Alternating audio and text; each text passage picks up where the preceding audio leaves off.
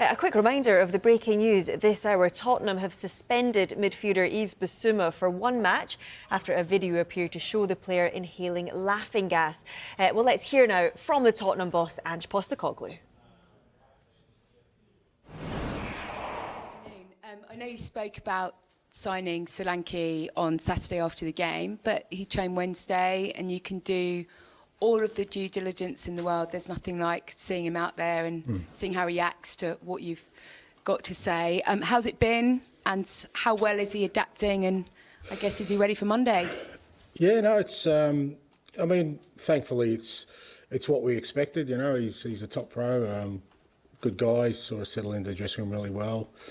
Yeah, footballing wise, yeah, you can see that, you know, he has the attributes that kind of fit in with what we're trying to do. There's still an adjustment period there, obviously, because we play a little bit differently, we train differently, and we've seen that with every new signing that comes in. But, you know, so far he's, yeah, look, he's fit in really well with the group and with training. And, yeah, we've still got a couple of sessions to go, but so far so good.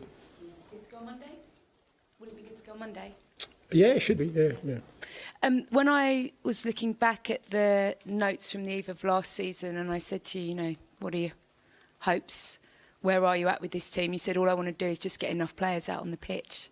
If we roll through 12 months, how different does the eve of this season feel?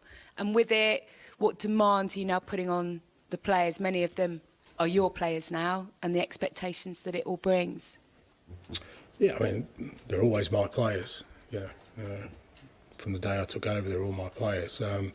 Look, it's been a different pre-season, fair to say. You know, I think we feel a lot more settled and I think better prepared for what's ahead. I mean, you know, last year, sort of this time, there was still a lot of unknowns for us.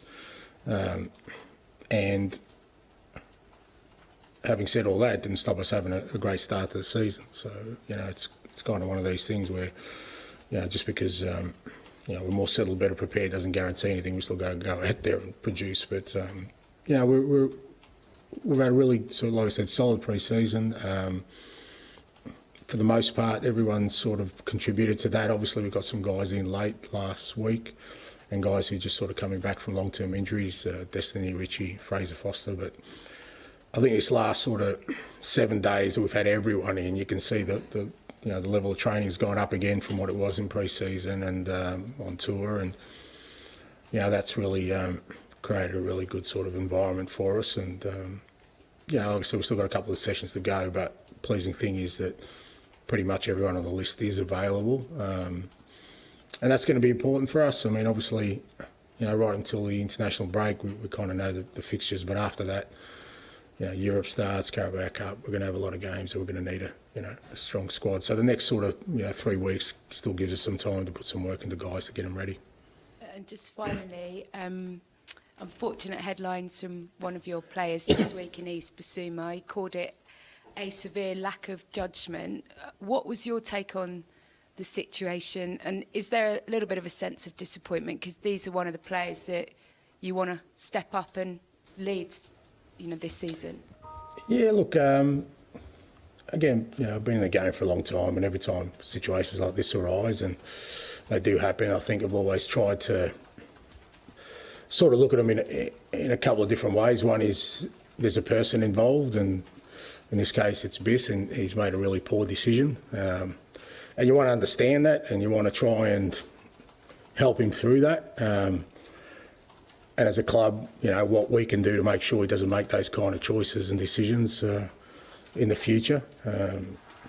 Within that context, there's still sanctions that are involved, and some of those sanctions include education and giving him a clearer understanding of, you know, why he did what he did, was how wrong it was, and hopefully through that he comes out of it. You always want to give people an opportunity to kind of learn from their mistakes. The second part of that is also a footballer. He's a footballer of this club.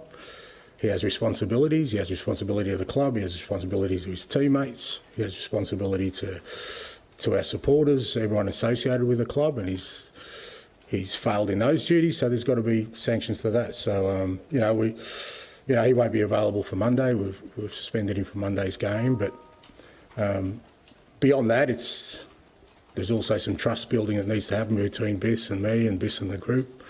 And that's what he needs to work hard at from now on to try and win that back. And that's got nothing to do with just one game.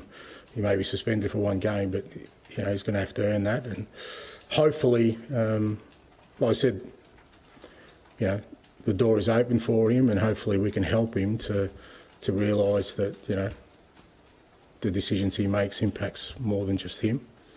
And as I said, hopefully he allows him to make better decisions moving forward.